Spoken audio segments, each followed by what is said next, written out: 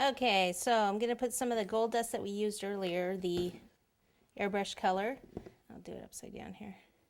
And we're going to do the clock. So we'll just follow the numbers underneath.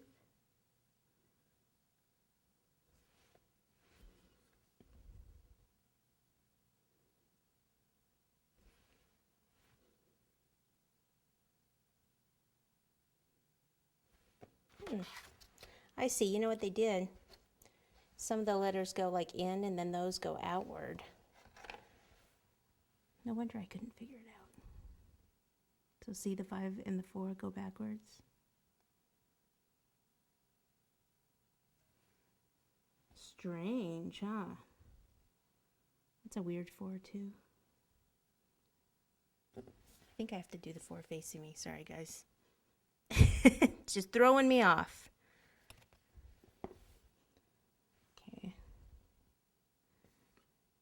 6 is normal. Ooh, how funny.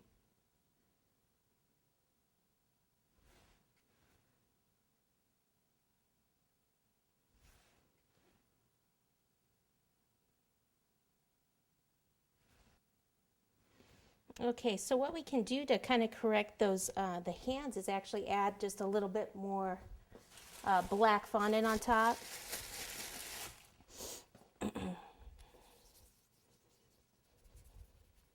Just like a little cord. And have our hands actually go to the 12 rather than...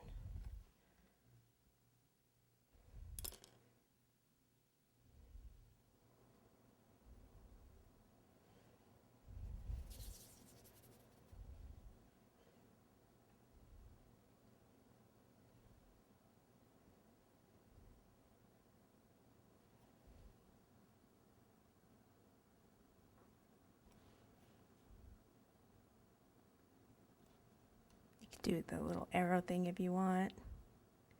And then I'll probably I'm going to take this and trim around the edge, inside here and on the outside.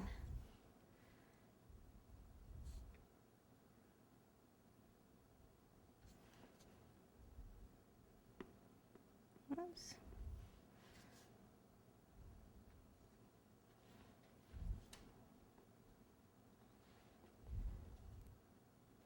Okay.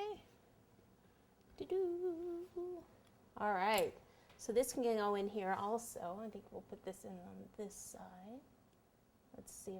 If I want it lower, then I need to have it go through the cardboard into the styrofoam, which isn't a bad idea.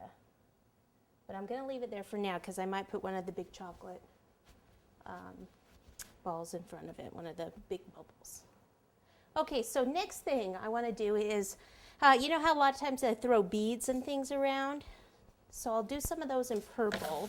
Okay, so when I want to use a mold like this is a first impressions mold. It's like a bead type mold.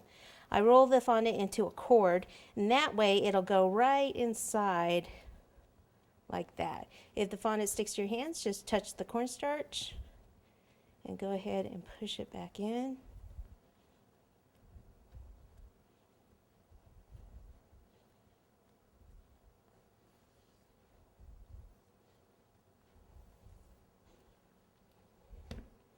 Flip it over.